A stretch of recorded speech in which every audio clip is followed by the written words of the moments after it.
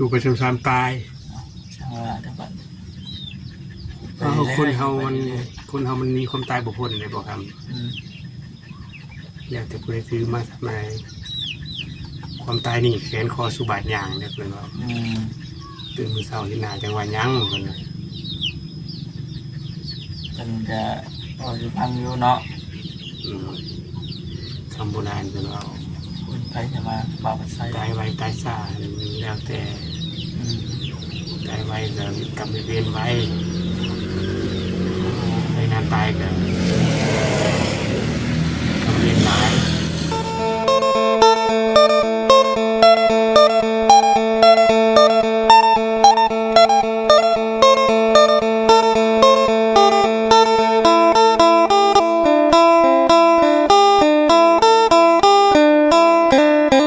พี่น้องเลยเนาะเปิดภาพตัดภาพมาแบบนี้อยู่ที่บ้านนายอาจเป็นเด้อพี่น้องเด้อเนาะบริมาก็ถือว่าหลายมือพอสมควรอยู่มื่อนี้มีโอกาสพี่น้องเลยแวะเวียนเข้ามาเยี่ยมมายามเมืองก่อนหน้าว่าสันถึงได้พี่น้องเลยบ่ได้เข้ามามาเมื่อนี้ก็คือว่าแหละพี่น้องเป็นจากปางอยู่ว่าสันยังบ่ทันได้มีใครเข้ามานะมื่อนี้เอาก็ดีกับทักทายสบายดีแต่พี่น้องเด้อเนาะทักทายสบายดีซีกันเบิดสุขุสุขคนนั่นแหละพี่น้องเลยพบเจอกันคือเก่าโอ้ยายมาพี่เลยน้อยเนาะแบบนี้เนาะฮะโอ้เอาดินขาวน้ำหันเอาดินขาวหันเลยยายมาพี่แบบนี้เพิ่งเติบได้เพื่อจะได้ใช้งานมันเนาะมีข่าวอยู่บ่มีข่าวมันมีข่าวยังสบายดีได้เด้อสบายดีเดี๋ยวบอกคำเดียวมันเฮายังดีเนาะมาได้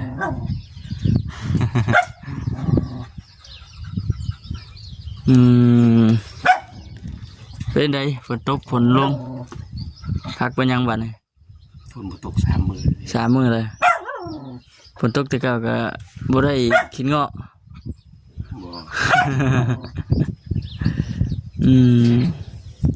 เอาลงกันเลยพี่น้องเลยเนาะ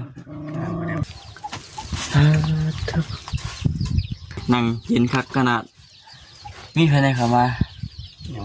ยังมื้อนี้ยังไม่ทันมีใครเลยมื้อนี้ยังบ่มีใครสิบ่คำขึ้นแรกโอ้บ่คำแหกมานแล้วจ้ะเนาะวานนี้เด้วันนี้หลายคนอยู่มีเสาเนี่ยเสามุกดาเสามุกดาวันเป่าขาแล้วก็บ่าวเป็นบ่จื้อจ้ะเป็นคำว่าเธอแรกบ่เขามาได้เทื่อแล้วแต่มันหลายคนแต่ติวไปได้ซื้อเพิ่นก็ยากเลยมีอีกเนาะซื้อยากกันเนาะซื้อได้คนเว้าจริงๆนะบอกคำไพ่กันบ่บอกคำไพ่โอ้ว่านี่เป็นคำว่านี่กันเนาะแต่ว่าทีมงานในอ้ายเพิ่นในทีมงานล้วนขึ้นมาทีมงานนั้นอ้ายเพิ่นได้เข้ามาอยู่บ่บ่มีเข้ามานั่นแหละพี่น้องเนาะที่ว่าหึงในได้ที่ว่าทางบ่คำบ่ได้เข้ามาก็จังหวะจัก3-4 มื้อ5 มื้อเนาะ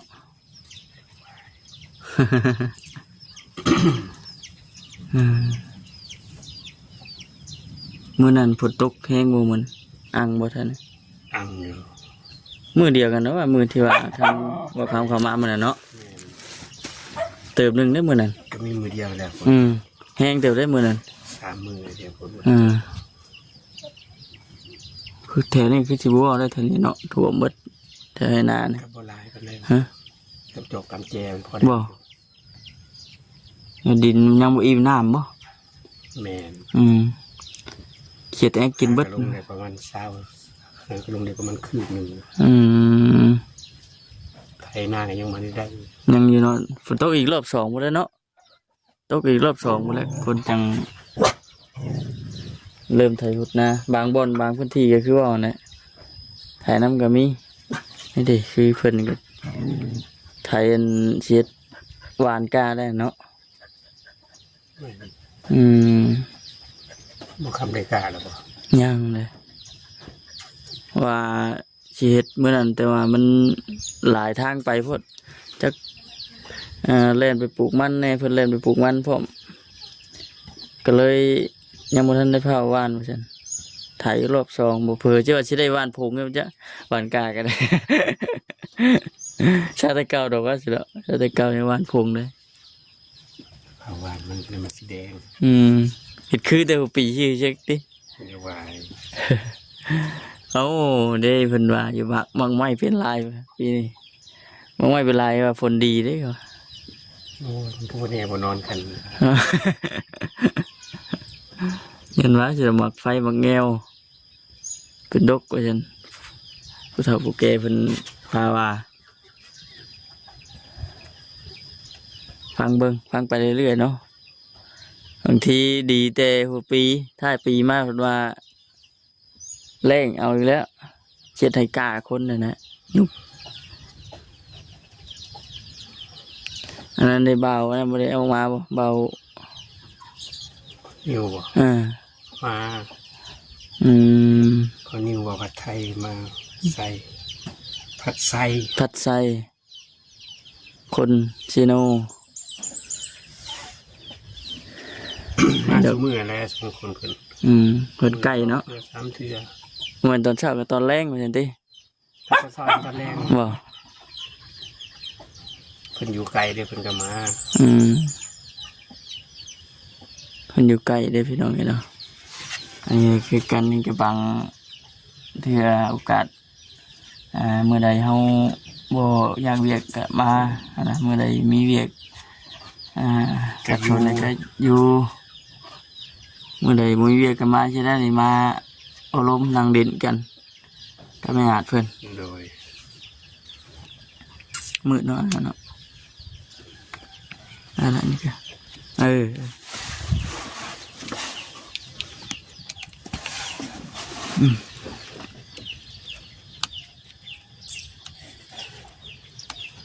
ราทำกินข้าวกินน้ำมาแล้วบ่ กินเลย อืม เรียบร้อย ผ่านแล้ว โอ้ยมาหายอาดมื้อนี้เลยเปรี้ยวแล้วพี่น้องเลยพี่ดูพวกมึงโดยพี่น้องเลยสบายดีอีกทีหนึ่งนะพี่น้องเด้อเนาะอากาศที่ว่าอยากพอดีอยู่มื้อนี้แดดก็เย็นๆอยู่คือว่านะก็ยอดยามมาเย็นมาเลยเนาะบ่คือเดือน4เดือน5ได้น้อยเนาะเดือน3เดือน4เดือน5นี่โอ้แดดเลยนะเพื่นอื่นแดดยังอันนะแดดเผาผลาญตัวนั้น เดี๋ยวยำแรงเนาะ แดดมันแดดยำแรงกว่านี้มันกระต่างกันอยู่เด้บัดกินข้าวเลยอ่ะ กินแล้ว กับยังมัน กับซีนเฮ โอ้เป็นอาเซียแต่ ตัวแซ่บวันใด มีได้มันก็เบิดเท่านั้นแหล้วหยอดซีนเลย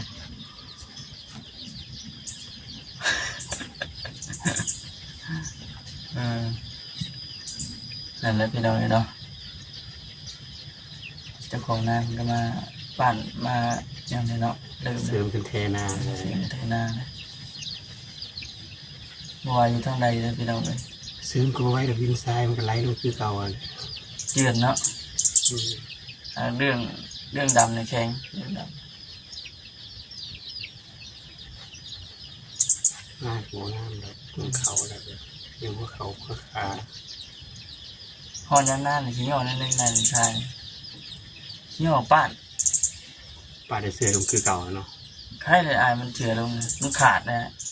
ขาดเท่าไรมันบริขาดน้อยเลยเอาอะไรซ้ำรถฟอร์ดรถฝุ่นเจอปีนนาอยู่เพื่อนนะ เป็นคนดินไกลมาใส่เนาะ ถึงช่วงห้อน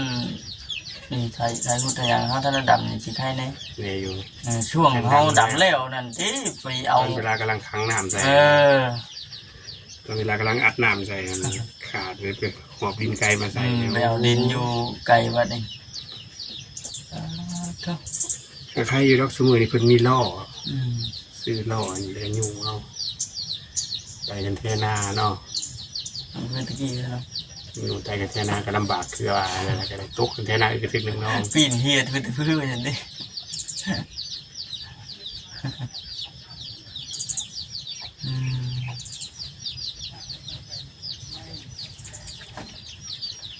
เก่าเป็นนิสัยแบบทางกายแข็งแรงแต่เก่าตะกี้อยู่บ้านอยู่เมืองนี่หาอยู่หากินบ่ไปการไปเมืองบ่ ไปอยู่ อืมคือคุมื้อนี้บ่ได้แล้วคุมื้อนี้เนาะ ไปก็ลงทีบเลยแหละ ผมมันแก้วเฮาดิ เอ่อจะได้เอาแค่เราไปเท่านี้ได้ ไปได้อยู่ดอกมันแก้วมัน จะไปเขตอื่นคือว่าแล้วเนาะลงแล้วพี่น้องเอ้ยลงกั้มแล้วแล้วกัน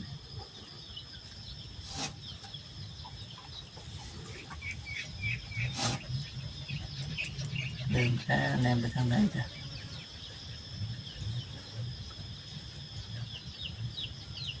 มันนี่เงียบแน่นอนเลยเนาะ เงียบมันบุญบังไฟแต่ว่าใหญ่ซิโนบุญบังไฟวัดใหญ่ซิโนแต่ว่ามัน บอก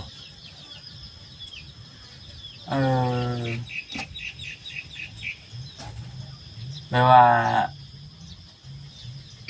ก็เจ้าจุดลำบ้างหมดเลยว่าเฮ็ดคือปกติคือแต่ละบ้าน ผู้ฮู้เด้อได้ยิน เรียก เขา ว่า ว่าก็สิจูดหลายอยู่หั่นแต่ว่า เรียกว่า บุ คื ญ อ เด้อ ทาง เขา บ้าน ว่า คนสินนะว่าคนญาตินะพี่น้อง จูดเอาประเพณีซื่อ อืม ก็สิแม่นบุญเขาเอาบุญก็สิแม่นว่าจูดหลายนั่นแหละ บางคนเพิ่นว่ามานะว่าปีนี้จูดเอาพ่อเป็นฮีดเป็นคลองมันที่นะคือว่าในบางบ่อนบางพื้นที่เนาะเนาะ เขาหามเฮ็ดบ่หรือว่าหยังไง ยังว่าเลยนะเดี๋ยวมันเลื่อยบ่หรือว่าเฮ็ดเลื่อยพุ่นบ่แล้วก็บ่ฮู้นำพระเจ้าปานใดนะได้ยินหลายคนเว้าแน่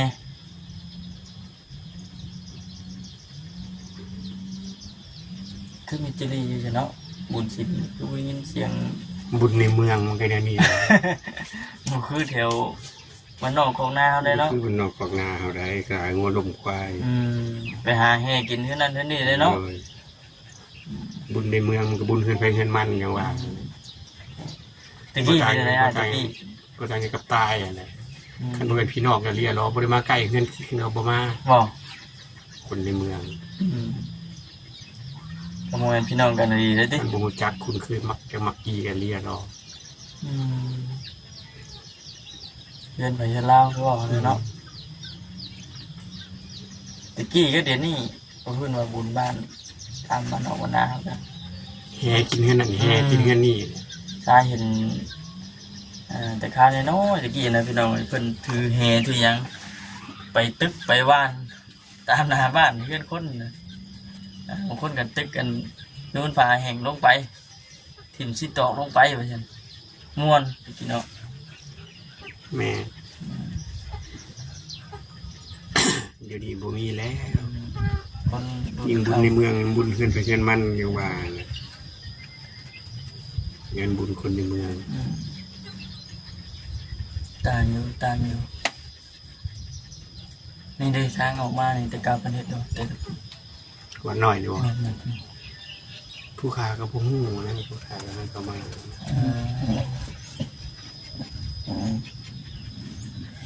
มาเดี๋ยวแต่ว่าบุญมันนี่ก็แนมไปนี่นะสิเห็นอยู่พี่น้องเลยเนาะจวดจัดไปแล้ว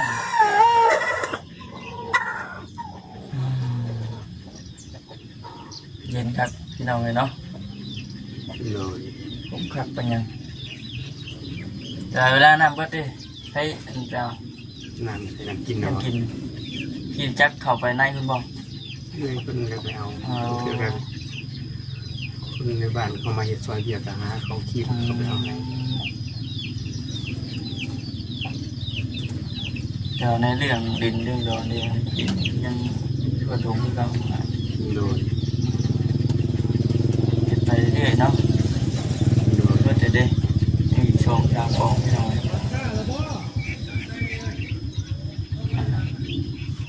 คือแหละไก่เชียงหวัดยังมายังหน้านะไปกันนะ คือคืนที่เพิ่นบ่มีให้มีหน้าแล้วบ่มีให้มีหน้าก็ได้แต่แนมบ่เพิ่น อยากเห็นยุ่หน่อยเนาะ แนมบ่เพิ่นแนมไปนำมาก็อายเจ้าของซ้ํ เป็นยังไง เอ้ามาอยู่ทำไมทำงานแต่บ่มีหน้าเฮ็ด มาอยู่ซื่อได้ดิ โดย มาอยู่ตรงไหนตรงหน้าอยู่แต่ว่าให้นาฬิกาบุมีนั่นแหละมีแต่ถ้าไปอาจารย์เพิ่น ดำไห้ดำนา แจ้งคนก็บ่เอาดอกสุขภาพของบ่แข็งแรง เย็นว่าเจ้า เฮาไปหาจ้างนี่ก็อายเพิ่นซ้ำนะที่ได้เพิ่นบ่สมบูรณ์ คิดอยู่ได้เนี่ยจี อยู่ เนาะกดไปกันอยู่ไป อยู่ไปซ้ำๆตาย ช่างว่าแต่บัด คนเฮามันมีความตายบ่พ้นเลยบ่ครับ แล้วแต่ผู้ใดซื้อมาทำไมความตายนี่แขนคอสุบาทอย่างเนี่ยเพิ่นว่าตื่นมื้อเช้าเห็นหน้าจังว่ายังเพิ่นว่า เป็นก็พอสิพังอยู่เนาะ คำโบราณเพิ่นว่า คุณไปจะมาบ่าวใส่ ตายไวตายซ่าแล้วแต่ตายไวก็กรรมเวรไว้ในงานตายก็กรรมเวรหลาย บางคนถือมาแบบง่ายก็นอนสิก็ไปเลยแต่ว่าเรื่องนี้นะเป็นห้องเลยว่าขออนุญาตครับ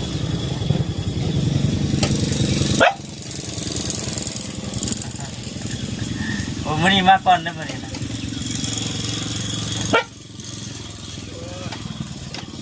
กรรมไปเวรมันลูกค้าก็กรรมเวรกันแหละอยู่ได้อายุ45 ปีก็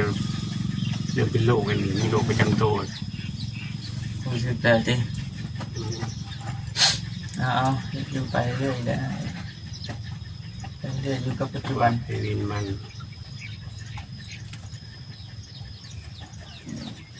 คนทุกคนเกิดมาในโลกใบนี้ที่ล้วนจะมีบาปกันทุกคนเลยแต่ไปสิบาปหนาบาปน้อย มีเบิดเนาะ เลย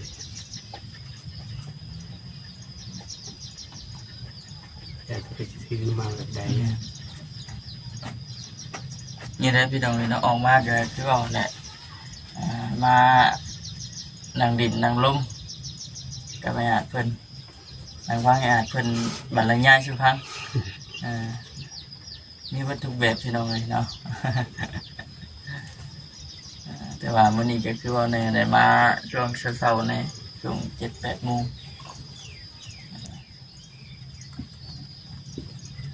ช่วงยามให้ยามหน้าก็คือว่าในพี่น้องเนาะอาจสิบ่ค่อยเห็นเอาคลิปลงปานใดที่ก็คือเบียกแม่นคือเบียกบ่ได้ไปทางใดก็มีที่ทางมุจิตเพิ่นมื้อนี้ก็คือว่าน่ะออกไปอันวานก้ามื้อนี้ก็ได้บ่ใช่มื้อนี้เนาะออกไปไทยพุทธออกไปไทยเกียมนั่นก็เกียมสิวานอันนี้ก็สิบ่ฮึงบ่ได้ดอกทำบ่คันเลยแต่ว่าฝนตกรอบนี้ยันเฮ็ดอยู่ยันลุยอยู่ ยังลุยเอาก้าอยู่ ลุยเอากล้าแล้ว หน้าลายอยู่บ่ครับ ถามว่าหลายบ่มันก็บ่เป็นว่าหลายปานใดนะมันถ้าว่าเขาก็ได้อยู่7-8% พอดีกินเนาะ พอดีกิน จักคนล่ะ 4 คน5 คนแหละอยู่เรือนนะ อืม แต่ปีนี้น่ะสิเฮ็ด2 คนผัวเมียเป็น เพิ่นแบ่งให้เฮ็ดบ่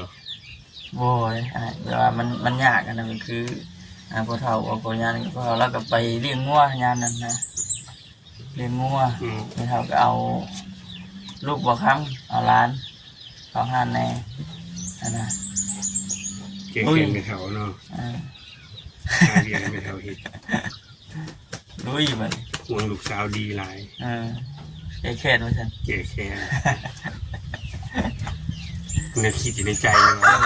หาโอกาสเดียวซั่นติ อยากให้ได้เป็นลูกเคยเด้อได้เป็นลูกเคยบ่ได้เจ้าเห็นดีเคยคอยแท้ให้เจ้าเลี้ยงหลานแท้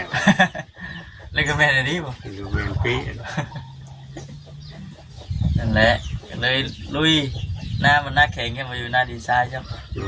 รุ่นเราเสียมจุกซับจนตึงเมื่อไหร่ ดินทราย ดินทรายแก่ดินทรายดีใดดินว่าเดียวว่าดินทรายพระรามเด้ ไทยดำไปพร้อมแล้วก็เดินไปไหว รุ่นแบบเป่งน้ำข้อขอดผู้ใดเป่งน้ำออกเบิด ถึงบ่เปียงน้ำดำบ่ได้จ้อย ก็ได้แล้วนะแต่ละปีโป้มือเปลี่ยนใหม่ตลอดโป้มือเล็บนี่เล็บมันหักเล็บมันเตะเลย เดี๋ยวมันต้องหาวิธีใหม่แล้วหวานมาแล้ว ว่ามันสิเป็นคือว่ามันทรายนะ แล้วลองเย็ดเบิ่ง ลองเบิ่ง ลอ เนาะ งไปได้แบบ ลองเบิ่งลำให้ก่อน ดำให้ดำซองนี่แล้วลองเบิ่ง หากเฮาคิดเบิ่งเป็นว่าเลือกวานนี่มันต้องใส่แนวบำรุงมันหลายนะ ซื้อปุ๋ยซื้อหยังเนาะ ต้องดินปุ๋ยจนปุ๋ยคั่วหญ้าคั่วตองมันนะฮะ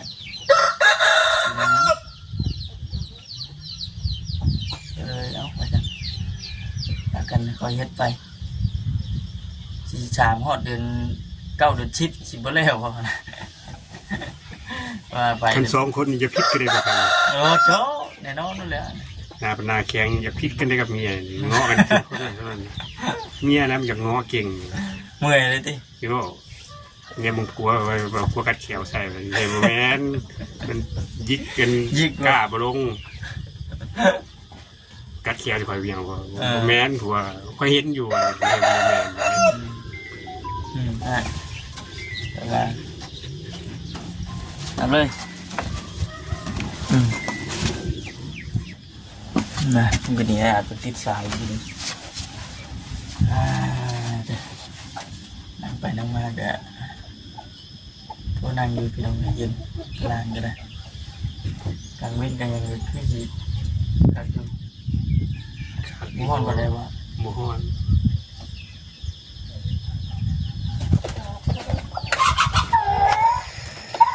พี่น้องน้องมิตรว่าสีประมาณนี้ได้เด้อ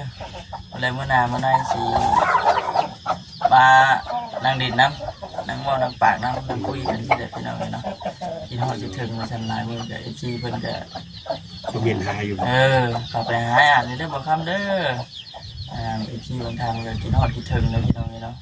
มือนั่งบอกคำเข้ามาหาเพิ่นก็ได้อยากให้เข้ามาหาเพิ่นเรื่อยๆบ่อยๆในวันจันทร์เข้ามาปากว่านี่แหละยันเนี่ยเป็นเงาแน่ คืออะไรเนาะบางมือกับมีหลายเนาะทีมงานเข้ามาเยี่ยมมายามบางมือกับน้อยพี่น้องเลยเนาะ ใช้จังหน่อยบนแล้วมา บางมือคือช่วงมือฝนตกบนมือเมื่อนั้นจะเป็นอะไรมีคนเข้ามาบ่ คนตกคนตกคนตัว ฝ มี นตกบนมือเมื่อนั้นเลย บ่มี โอ้ยเลย มีแต่บัดไส้ก็นั้น โอ้โอเคผลมาเลย ตอนแรง โอ้ช่วงแรงบ่โอ้เมื่อนั้นเกือบว่าบนมือเลยมัน น้องเศร้าฝนตกกับเพิ่งกับบริมามันต่อมากับเบาแซนที่ลุยเข้ามา โอ้โทษรถเพิ่นเลยนะบุค้าบ่ เตียงเข้ามาเลย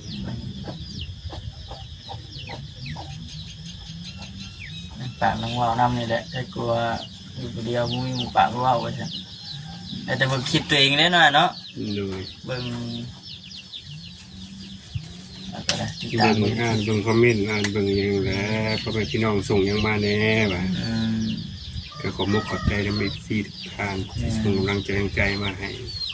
สู้เด้อเด้อกันดิเป็นกำลังใจให้ เป็นใหญ่ เป็นพุงเป็นไงเพิ่นก็ได้ฝากความคิดฮอดคิดถึงอันนั้นพี่น้องนี่เนาะ